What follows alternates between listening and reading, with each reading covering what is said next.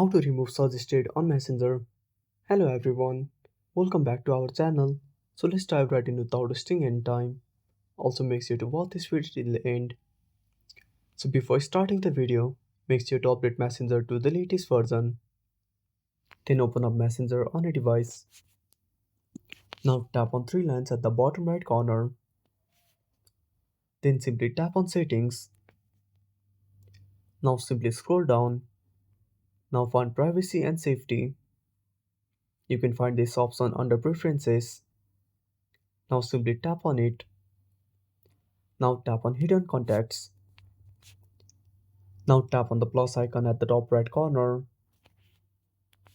Now select the contact you want to hide. Now tap on hide contact. Now repeat the same process for other contacts you want to hide from suggested. And that's it. Thanks for watching. Make sure to subscribe our channel and hit the bell icon. See you in the next video.